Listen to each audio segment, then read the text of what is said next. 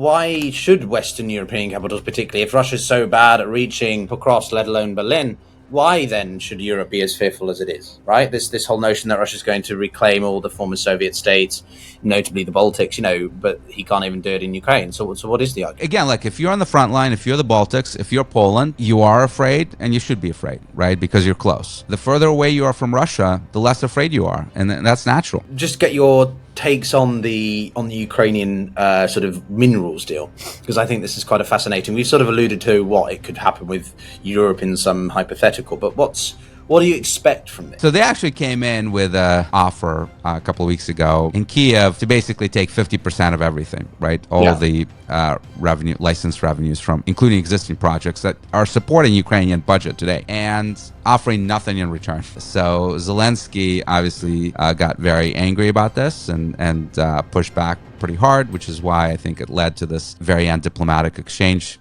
with Trump, saying he's a dictator and so forth. This is The Global Gambit. How are you going, everybody? So, well, the channel is about Ukraine, and Ukraine is everywhere at the moment. And if I did this full time, then I would probably be churning out a video every sort of 25 minutes. Zelensky is meeting in Trump as we record this video. Trump has had a busy week of diplomatic, shall we say, shuttle diplomacy with Sir Keir Starmer of the UK and Emmanuel Macron.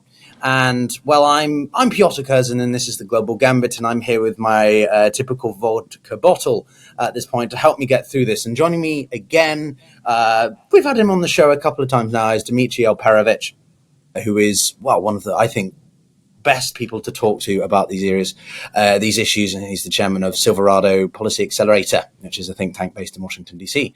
Dmitri, thank you very much for joining us again. Thanks for having me.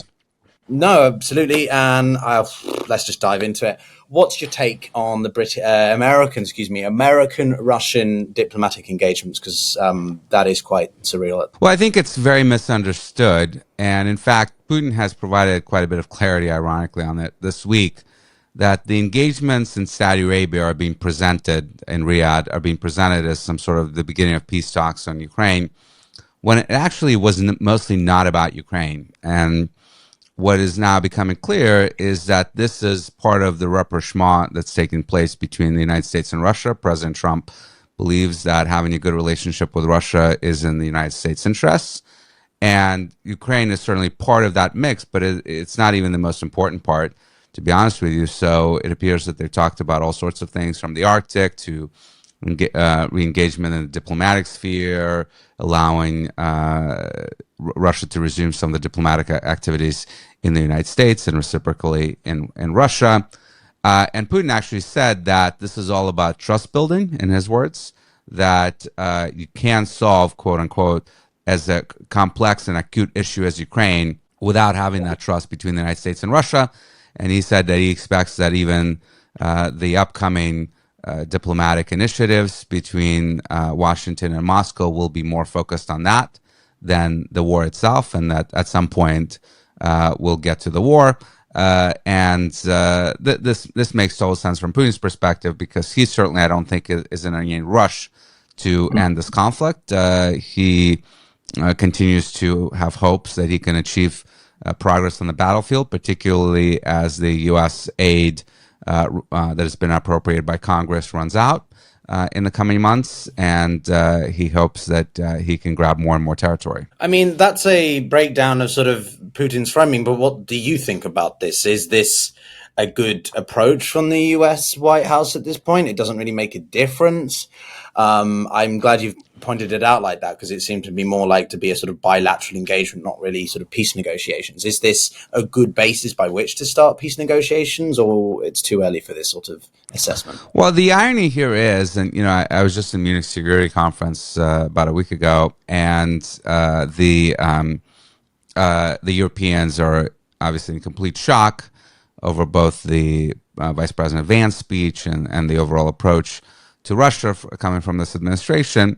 And what I was telling leaders who were at Munich is that you actually have all the cards. The irony here is that the United States has actually very little leverage over either of the two parties in this conflict. There's very little leverage over Russia, because its ability to do more harm to Russia at this point is quite limited. even if there were a will to do so, which I don't think there is. And its leverage over Kiev is also quite limited because President Trump has made it quite clear that he's not interested in another huge aid package going to Ukraine.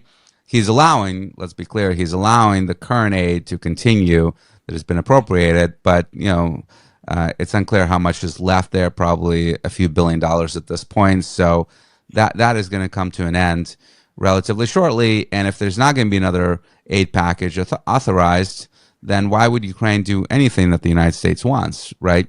It has very limited ability to actually influence things on the battlefield. Yes, it can do sort of vindictive things like potentially turn off Starlink, stop intelligence sharing with the Ukrainians. But at this point, there are alternatives to all of those things. Not perhaps as good and as comprehensive, but it's not going to be, it's not going to result in a total collapse of the front line if those things are terminated at this point. Starlink, for example, there have been alternatives that have been developed by the Ukrainians, tactical alternatives at the front.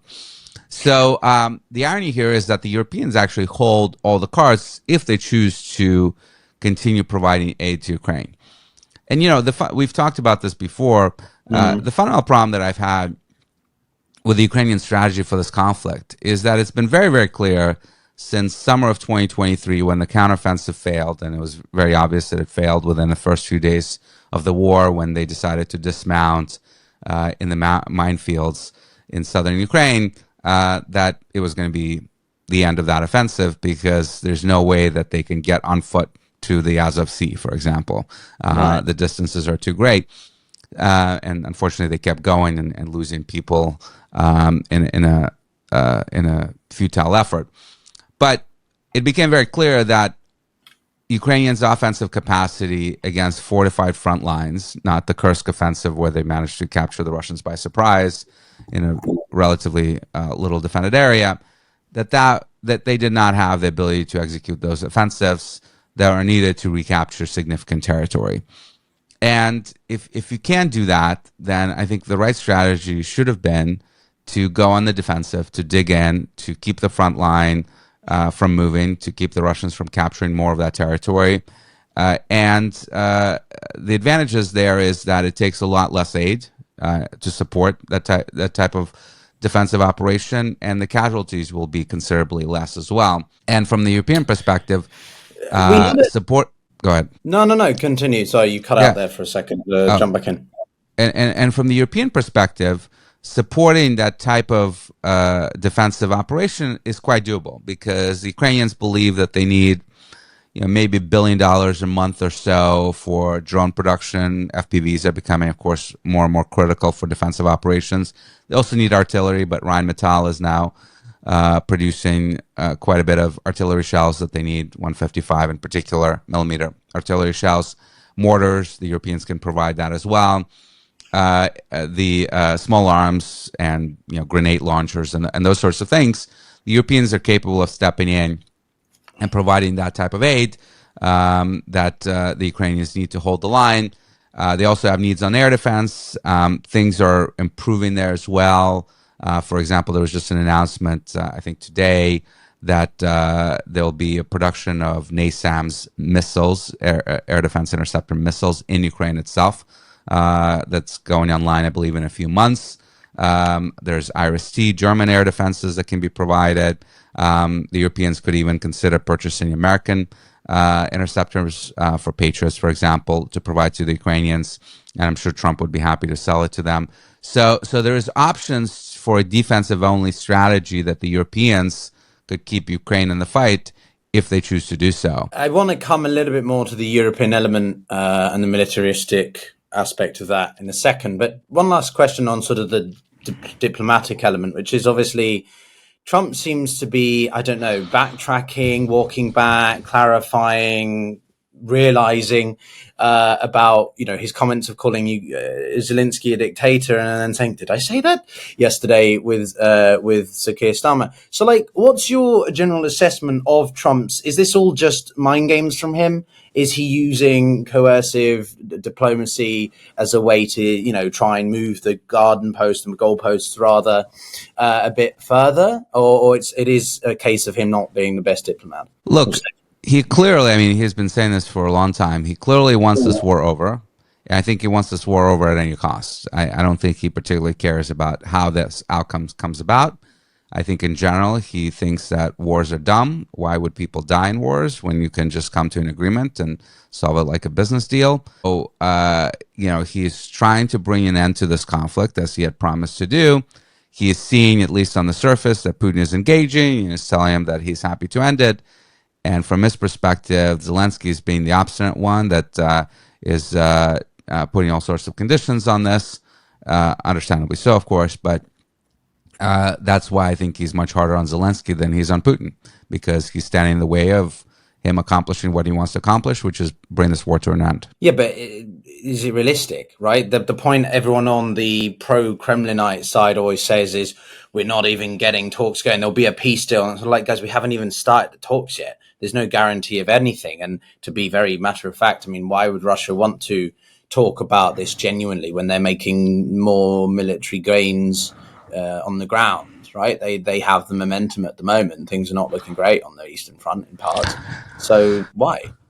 Well, first of all, let's think about what Putin wants. Certainly he has objectives that he wants to accomplish in Ukraine, but that's not the only thing he cares about. He does care about global prestige. He does care about the United States treating him as an equal and being reintegrated into the global community. So having one-on-one meetings on equal footing with America is something that absolutely serves his goals. And he can say, they tried to ice us out, but no one can keep Russia down. No one can keep Russia isolated. We're back, right? That's a very powerful message for him to the domestic audience, and I think for his own personal prestige. So I'm sure he will participate in the talks. Is he going to be in a rush to conclude them? No. Is he going to present maximalist demands? In fact, they're already doing that. Absolutely. One of the things that they're demanding, of course, is not just to keep the territory they already have, but to get everything that they've annexed, which is the full 4 oblasts in Ukraine, including the city of Kherson, for example, that's on the right bank of the Dnieper River, that the Ukrainians are holding, one of the very large cities in Ukraine. They want the Ukrainian forces to withdraw fully from that territory and give it to Russia. They're going to want, I think, a number of political changes. I think he's going to demand for Zelensky to step down. In fact, it's really interesting. He refuses to say Zelensky's name. And I recall another person that he has refused to say the name of until he was dead, which was Alexei Navalny. I think he has the same type of attitudes towards Zelensky that he did against Navalny, and he absolutely does not want to see him as a leader of Ukraine post this conflict. So I think he's going to demand a number of changes to the Ukrainian governance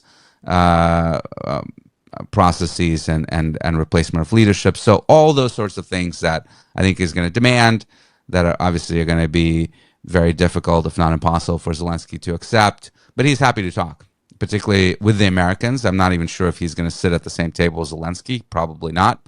But negotiating and dividing the world together with the Americans has always been Soviet, now Russian strategy. Well, I mean, I had a conversation with a gentleman called Chris Cappy, who runs a big channel here called Task and Purpose.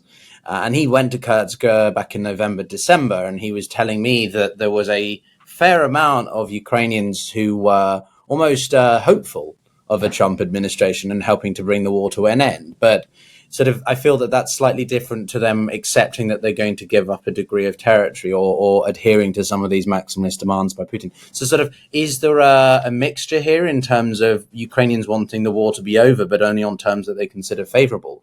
And if so, what are those terms? Because at the moment, I cannot see how Ukraine's going to be forcibly able to reacquire that territory. It's just not realistic, right? To quote Pete Hagsworth. Well, the polls are very clear on this. There have been a number of polls over last year of Ukrainian public, and that more and more of the Ukrainians do want to negotiate with Russia. They're tired of the war. People are refusing to mobilize. The 15, 16, 17-year-olds are leaving in droves because they're afraid that conscription age will be lowered and they'll be forced to fight.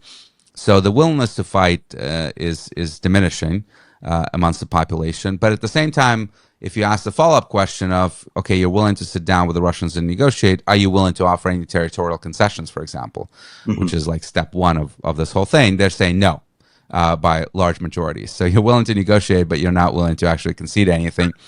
But, the reality is that, when I talk to the Ukrainians and I outline, I think the only viable strategy for them going forward, which is appreciate that this is a war of attrition. It has been a war of attrition since the end of the Battle of Kiev, really, in the spring of 2022. And the only way you can win a war of attrition, if you don't have the capacity to overwhelm the other force, which they don't, is to outlast them, right? And I think the strategic mistake that Zelensky had made in his communications to the public is providing hope, unrealistic hope, that the war could end at any moment. You remember at the time of the counteroffensive, there was discussion that, we'll be in Crimea by Christmas, that this war will be over next year, and so forth. And that is actually, sending unrealistic messages to your population about how long and devastating this conflict can actually be. But two, it's sending the exact opposite message of that you want to Moscow, that you don't have the will for a long fight, that they can outlast you, right? If they had sent the same message that the Taliban had sent to the United States over the course of a 20-year engagement there, or the Vietnamese, the North Vietnamese to us in the 1960s and 70s, that we're going to fight as long as it takes. If it takes 20 years, if it takes 50 years, we're going to keep fighting and we will not stop. And you are going to be the ones that are going to get exhausted. That would have been a different story. But, when I talk to the Ukrainian people, to the members of their parliament and society, that understandably so, that prospect doesn't excite them, right? The country is devastated. So many people have died. They're exhausted of this war. They want it to come to an end. Do they want to make major concessions? No. But do they want to keep fighting for 20 years? The answer to that is also no. And that's the unfortunate situation that they're in. And it's totally understandable. I mean, this is a horrible war. The losses are staggering. The impact of the population, which of course is much smaller than Russia, both from the losses as well as the people that have left the country, just absolutely devastating. But, their options aren't great at this point. So, okay then, Dmitri, but what would you actually recommend? You've been engaging people in the Munich Security Conference. There are quite a few scenarios, Ukraine gives up some of its territory. Maybe it keeps Kherson and Zaporizhia because they're not fully controlled. It gives up all of them. Zelensky steps down. Ukraine does join NATO, but in a looser form. It doesn't join NATO at all, but it does join the EU eventually. There's so many, you can flip this, tick this box, but not that one, sort of. So what would you think is a most reasonable outcome? Well, first of all, NATO is off the table, and it's always been off the table. And, people are criticizing Trump and Hegseth, Secretary Hegseth, for saying really what everyone knew all along, is that Ukraine is not going to join NATO in the foreseeable future. The fundamental problem with the NATO argument has always been that no one is willing, no NATO member is willing to send combat troops to fight for Ukraine today. So if you're going to let them join NATO, you have to basically make that political commitment that you're going to send troops to fight for their territory, right? That's what the political commitment of Article 5 really is all about. So if we're not willing to do it today, when they're under an existential threat of invasion from Russia, why would we ever do it in the future? And no one that I've ever talked to has been able to answer that question. So, in fact, Biden ruled it out from day one. Back in December of 2021, when he was asked whether U.S. troops would support Ukraine should Russia invade, he said absolutely not. And there's no one in the U.S. political spectrum that was going to approve that, either Republicans or Democrats. So I think that was always unrealistic. I think Europeans' defense agreements as part of the EU will face the exact same issue, that they will just not be credible because no one is willing to go and fight Russia for Ukraine. So the only security guarantees that Ukraine could ever get, realistic security guarantees, are the ones that they're going to earn with their own blood and treasure. The only way to make sure that Russia doesn't invade Ukraine again is to make it so costly for Russia and so devastating that they never want to try this again, right? Sort of like what the Taliban did to us, right? The appetite of America invading Afghanistan again is pretty low and will be for a long, long time. So that's what needs to happen. So it's all on them, and of course, without American aid, it's all on the Europeans to help them keep them going. So Zelensky really needs to come forward to the Ukrainian people and have a conversation of, are we willing to keep taking these devastating blows from Russia, the drone attacks, the missile attacks, obviously the continued wave attacks, human wave attacks at the front line for many years to come. Are we willing to fight for a country as long as it takes? Or are we going to make substantial concessions and really without any security guarantees that this won't happen again? This is the choice that unfortunately they face, and Europe faces a choice of, does it step up and fill in the void that the U.S. is going to leave behind, but insist on a defense-only strategy, forget these expensive counteroffensives.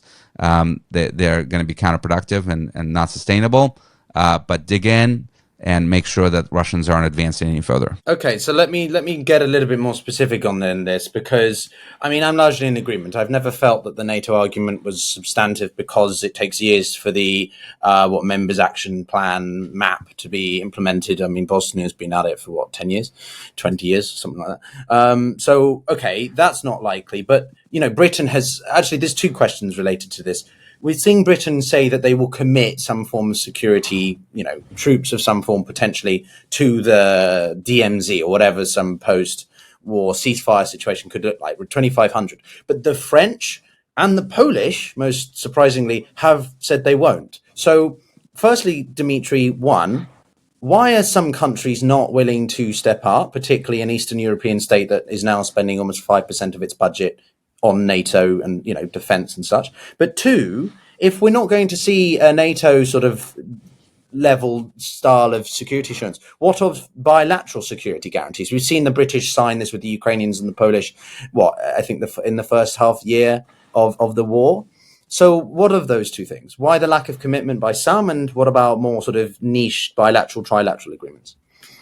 Well, the agreements you're referring to have been nothing but a PR exercise without any real substantive commitments beyond vague promises of assistance in the future. It was really an exercise by Zelensky to try to convince the public that Europe and the United States are going to support it for the foreseeable future, and fig leaf for European capitals to say, hey, we're committed to Ukraine's defense, when no one is actually willing, that I've seen, to send combat troops to engage Russia in this conflict, right? If Keir Starmer wants to help Ukraine, the right time is now. Go ahead and send British troops to the front line to fight Russia. Doesn't want to do that, right? So the devil's in the details, and so far the only discussions I've heard about of Western troops is not even sending them to the DMZ, but sending them to Western areas of Ukraine to do God knows what, and I'm sure to pull out at the first sign that the Russians are planning to invade again, right? So those are not real substantive security guarantees. And by the way, the other problem, of course, is that if this is being done as part of a negotiated settlement with Russia, there is absolutely no way that Putin will allow any NATO forces in Ukraine. In fact, this is one of his, stated casus bellis for the original invasion, and the Russians have already ruled it out. Both he and others that are part of the negotiating team as a possibility. So I just think that all this noise about Western troops and Western security guarantees is just that. It's noise. It's not realistic. Right. It's not going to come to pass. But then what does that leave us with? And I'll build on that sort of counter question with sort of a point, which is that Trump has even been signaling that he might consider the withdrawal or severe reduction, at least, of US troops and support in Eastern Europe, right, around the Baltics and some of the NATO task forces there. What does that do exactly? Well, And by the way, and he wants to do that, and there's a lot of other people in the administration that want to do that and reposition forces potentially in the Indo-Pacific. And if that's going to happen, guess what? The Europeans are going to have even less of an interest in putting troops in Ukraine when they're going to need every man and woman they can find to man their own front lines in the Baltics, in Poland, in Slovakia, etc. So this just reinforces how unrealistic this whole conversation about Western troops in Ukraine pre or post settlement has always been. But again, that still doesn't. But where does that leave us, though? Right? Where that leaves us is where we've always been in this conflict. Is that the only troops that can save Ukraine and that can ensure Ukrainian safety going forward are Ukrainian troops. There's a manpower shortage and a sheer just disproportionality in terms of absolute numbers. Unless the numbers don't matter as much. The numbers don't matter as much. Look, the Taliban never had the numbers that the United States could bring to bear in Afghanistan. They won. So did the North Vietnamese. So did the Afghans against the Soviets, right? It's not always a truism that the biggest army always wins. You need to have a better strategy to compensate for the numbers. You need better weapons, etc. But it is absolutely doable.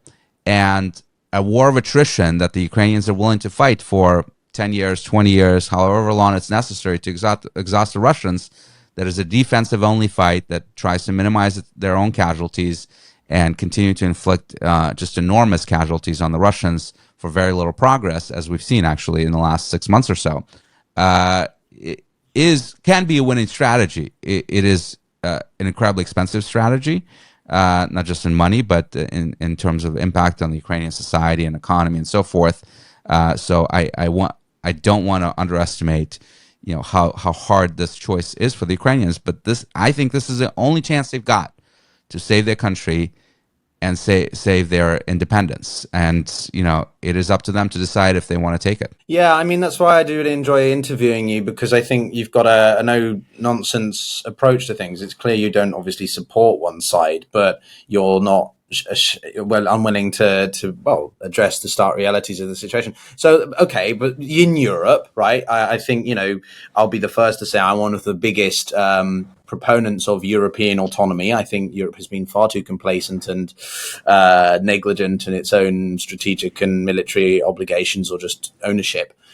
We need to do that. So what did you hear and feel when you're at the Munich Security Conference, and what would you say Europeans should first and foremost be doing? Well, I think the Europeans are going through all the stages of grief, anger, denial, and so forth, depression. Which is, by the way, I was surprised that they were surprised, because none of this is shocking. Too. Me too. This has been, advertised very clearly for many months, even before the election, that this is what Donald Trump wanted to do. So they were just in complete denial about this. Now, there is, of course, right now, a great willingness to start working seriously towards, independent capability that's not reliant on the United States. That's going to be very, very expensive, right? If you can't rely on anything that the United States provides, including logistics, including, of course, troops, including intelligence, surveillance, and reconnaissance assets, etc., incredibly expensive. And I don't think, even 3% GDP for most countries is going to be sufficient to replace that. And it will take a very long time.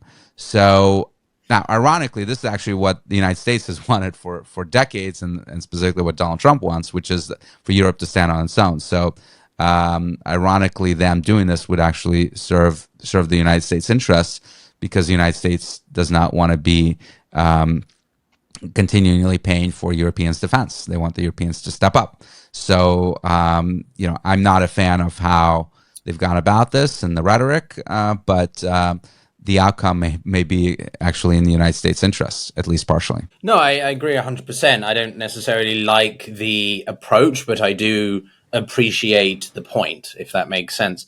But to be a bit more nuanced on it, is there a balance here by which the Americans can still, or would be willing to provide, logistical elements, the reconnaissance degrees, because there is so much of American influence in that degree, but the Europeans take care of more of the sort of, I don't know the best way to put it, combative side, if that makes sense. Well, a lot of that is needed for deep strikes. So again, if you're going on a defensive, hold the line approach, then you need a lot less of that, and that could be provided.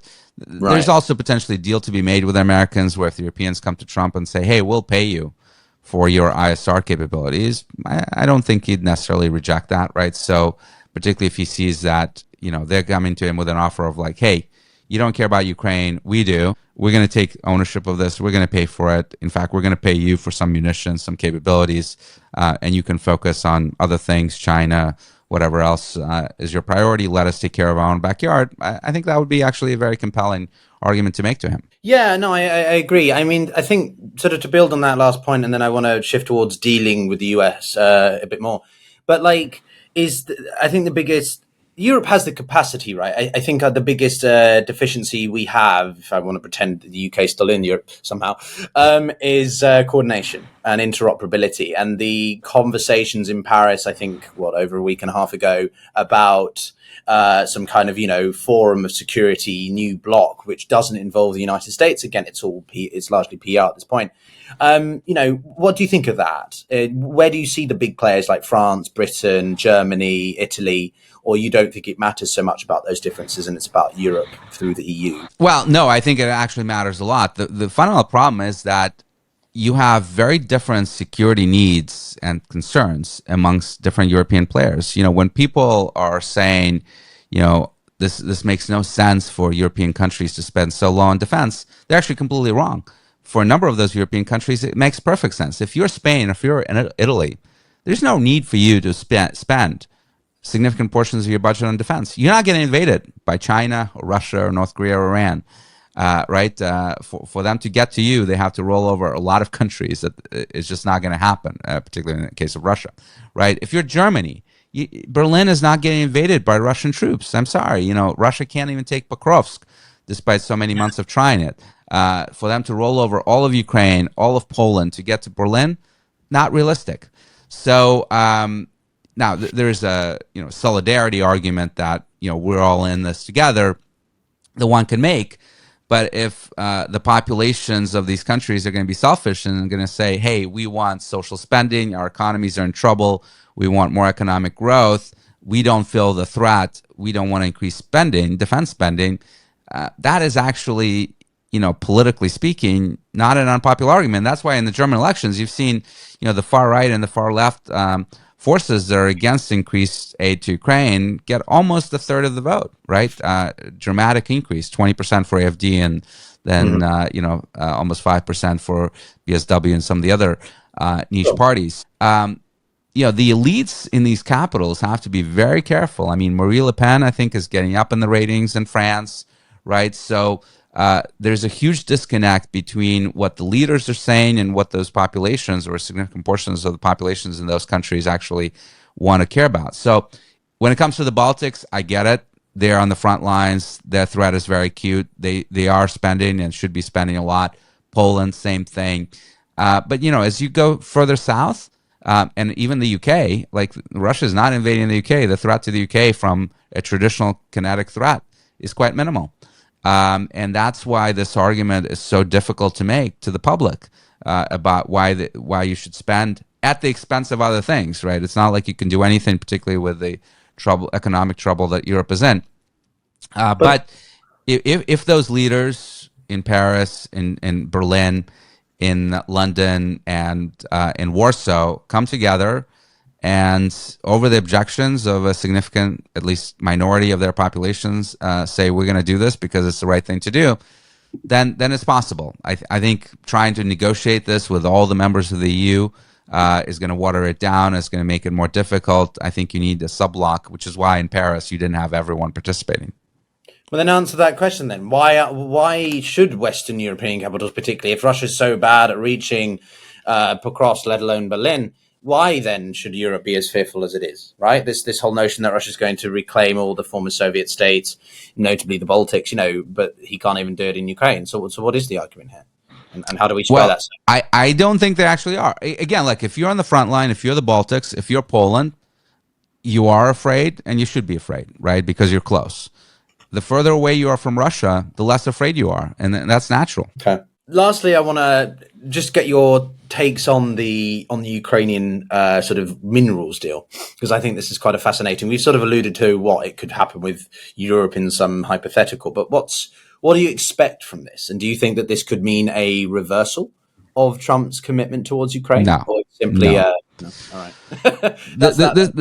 This is another PR exercise, right? So they actually came in with I don't even know how to characterize it, this offer a couple of weeks ago in Kiev to basically take 50% of everything, right? All the license revenues from including existing projects that are supporting Ukrainian budget today, and offering nothing in return, right? So Zelensky obviously got very angry about this and pushed back pretty hard, which is why I think it led to this very undiplomatic exchange with Trump, saying he's a dictator and so forth.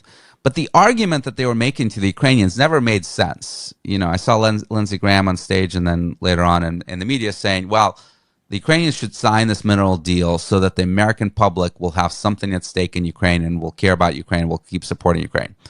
Well, two problems with that. One, Trump is not promising that at all. There are no security guarantees. There's no commitments or any interest really in ongoing support, aid support to Ukraine. They're not saying if you sign this mineral deal, we'll pass another big military aid package through Congress, right? In fact, I even doubt that even if he wanted to, he could get it through Congress, particularly Republican-controlled Congress, because there's a lot of people that are part of the MAGA movement that would be quite opposed to that. But he clearly doesn't want to, so the whole thing is moot. Secondly, this argument that you're going to make to the American people that we're going to have these natural resources, or at least some revenues from those natural resources in this country, which is why we should get involved in that country, never works. Like, remember the argument of, let's invade Iraq for oil? How did that work out? The American people don't love that argument at all. And then secondly, Ukraine actually doesn't have that many minerals, and the minerals that it does have, there are problems mining them in a cost-effective way. Obviously, a lot of the infrastructure has been destroyed. Energy prices are not low, and so forth. But if the United States needs minerals, there are way cheaper ways to get minerals. I'm not endorsing this approach, but you could literally invade Greenland and get way more rare earths than for a fraction of the cost of supporting Ukraine. So if that's your argument to the American public of why they should support Ukraine, it just makes no sense, right? So, so what Zelensky has tried to do, and somewhat successfully, is say basically, look, we don't want to piss off America. We don't want to piss off Trump. Maybe he can still do a lot of harm to us, particularly if these threats of cutting off Starlink and other things are real, even though, as I said, they have alternatives. They'd rather not be in that position. So let's try to appease them. Let's try to negotiate what we can out of this deal. And he's successfully watered down this agreement to basically be all but meaningless, because they basically said, well, it won't be 50% of all revenues. It'll be 50% of all future mine activities, which God knows when or if those mines even get developed. And it will probably take decade plus, if not longer. By that time, Trump will no longer be in office. Maybe they hope that they can say this was negotiated under duress. It was outrageous. We have no intention of fulfilling it. And then the second part of the things that they were able to negotiate is that the revenues actually will stay in Ukraine, even though they go to America, quote unquote, that they'll be reinvested in Ukraine infrastructure. So he can at least say that this is American investment using Ukrainian money in Ukraine. So that it would be easier to sell this politically, domestically. But this agreement really is meaningless. There's not going to be any revenues anytime soon that will come to this deal. From this deal for America. There's not going to be any security guarantees that are being committed to Ukraine. So it's an opportunity for both sides, for Trump and Zelensky to declare victory to their domestic audience. Trump to say, look, I'm getting, Biden spent all this money, over $100 billion On Ukraine, I'm getting it back. And for Zelensky to say to his domestic public, this is meaningless. We're not really paying anything to America right now. And to the extent that we may in the future, it'll be reinvested in Ukraine. I think I'm going to have to add a disclaimer in the description of this video just to make sure if Trump does do something with Greenland that this wasn't some preemptive knowledge of that. I'm not endorsing the invasion of Greenland. I want to make it very clear. I'm just joking. I mean, I've got this for a reason, right? And just to clarify, everyone, this is water as much as I'd like to pretend it's straight vodka. Although I sometimes feel I need it. But Dmitri, okay, so last couple of questions. My penultimate one being, what is this? Could we say about the state of in-house Ukrainian capabilities, right? They've done remarkable jobs with, limited supplies, and they are making, improved production. I think the last time we had you on, we were talking briefly about the ballistic missile testing that they had done. So I don't know. How do you see that playing into this at all? Well, I think in the last year, things have improved significantly. They've been able to strike deals with Rheinmetall, with some other vendors, defense vendors in Europe, to come to Ukraine to produce material. I just mentioned the defense interceptors for NASAMS, very, very important. They're producing a lot of drones. That capacity is increasing as well. They need cash for that, right? They can't do it on their own. So as long as the Europeans are willing to write checks, the Ukrainians can keep fighting if they have the will to do so. So, again, the future of Ukraine lies first and foremost with the Ukrainians and secondary with the Europeans. If the Ukrainians want to keep fighting, and they may have to fight for years to come, and if the Europeans are willing to keep supporting them, they can try to exhaust the Russians and get a much better deal down the road. It's not up to America, and they need to get out of their head that American support is existential to this fight. A, it won't come, and B, it doesn't need to be that existential. So yeah, I mean, the last question really about that is the United States does have a mineral deficiency. There is a concern over supply of certain core minerals, be it metals or other such things. And I've also noted that transactionality in Trump's foreign policy is coming out also, you mentioned in the Indo-Pacific with Taiwan. So I don't know, as a sort of final thought, what do you think this says about the US's ability to secure critical minerals if they're going to be so transactional, be it with entities like Ukraine or Taiwan, and what that means for great power competition with the Russians or the Chinese? Well, look, there's a lot of minerals around the world, in Africa, in Latin America, in Greenland, etc. So, as I said, Ukraine actually doesn't have huge reserves. And the most important thing about minerals is not the reserves. It's what's the cost of actually accessing them, what's the infrastructure for getting them out of there. That's what makes a mine profitable or not profitable. The United States has numerous options. Realistically, it doesn't need Ukraine for its mineral needs. This whole thing actually started with Zelensky, right? Last fall, he came to Washington to pitch Biden on his peace plan, quote unquote peace plan, where he said, "Look, we've got all these minerals, overstated the value of them. We're going to pay you for ongoing support," right? So the original deal was, the value of the licenses from the mining rights to those minerals will be paid for ongoing United States supports in this war. Trump took the last part of that, which is the mining rights and the value of the licenses, and threw out the support piece, which is why Zelensky is in the situation he is today. But the original idea came from him, but it's been oversold. And the United States doesn't need Ukrainian minerals for its national security. It has lots of options. By the way, rare earths, the United States produces 15% of the mines, I should say, not produces, mines 15% of the world's rare earths in a mine in California, Mountain Pass, that I visited last year. So we have our own resources. Lithium is abundant in the world. You can even get it out of the oceans. It's expensive, but there are alternatives to a lot of this stuff. And the focus on Ukraine and minerals has been amusing to watch for someone like me who's been focused on mineral issues and critical needs for that for a long time now. The main issue with the minerals is not actually the mining. It's the processing and refining that no one wants to do because it's pollutive and expensive and difficult to approve. And Ukraine is not going to help with that. Yeah, no, for sure. Well, I mean, as we cover this, Zelensky and Trump are meeting, and well, our conversation will have to require you to be back, I think, Dmitri, so we can break it down almost, 20 minutes after this one goes live. But it's been a pleasure as always, Dmitri Alperovitch, chairman of Silverado Policy Accelerator. Thank you very much for joining. Though that being said, when considering different aspects and stages of critical resources, be that from mining to refinement, if anything, the war in Ukraine has taught us that modern conflicts are won or lost in supply chains. Weapons, ammunition, semiconductors, all of them depend on critical metals. And while the United States is exploring, to some scrambling to secure resources through the deal like the one in Ukraine, there's a much bigger problem looming. Because if China cuts off access to key metals, whether through sanctions or a blockade of Taiwan, which is why transactional policies could be detrimental for the United States in that context, the overall ability of the West to fight could collapse overnight.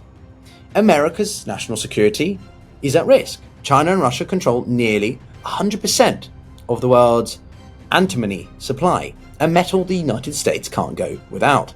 No antimony, no bullets, no missiles, no military electronics. This metal is essential for ammunition, armor-piercing rounds, missile guidance systems, and even nuclear weapons. Yet the US produces largely none of it, almost none of it. For decades, the West has relied on China as the dominant supplier, ignoring the growing risk. Now, the crisis has arrived. China just banned antimony exports, sending prices to a record $50,000 per ton. The Pentagon is scrambling to secure alternative sources, but the reality is stark. The US military has only 17 days worth of reserves. 17 days. Without a secure supply, America's defense systems are, well, vulnerable. That's where military metals, ticker symbol CSEMILI, comes in. This company is securing Western-controlled antimony supply, positioning itself as one of the only publicly traded solutions to this crisis. Their flagship project in Slovakia holds over 60,000 tons of high-grade antimony, worth more than $2.5 billion at today's prices. Though it should be known, this is based on a Soviet-era historical resource, which is currently being converted to a modern, compliant one. This is one of the largest known deposits outside of both China and Russia. In addition, Military Metals owns two past producing antimony assets in North America, including the West Gore mine in Canada, which contains surface piles of ore from previous production. With the Pentagon and NATO rushing to secure domestic supply, Military Metals is in a prime position to be part of that solution.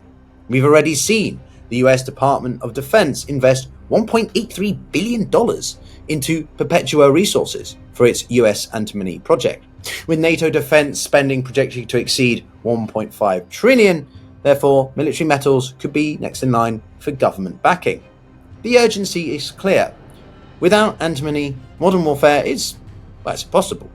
Yet investors have barely begun to recognize the opportunity. This is one of the most overlooked national security investment opportunities indeed, and antimony prices are already soaring. The West is desperate for that supply, and Military Metals is one of the few companies positioned to capitalize. And it seems that the world is waking up to the antimony crisis. The question is, are you ahead of the curve? Because as we say on the Global Gambit, you've either got to get playing or be played. Take care, everyone.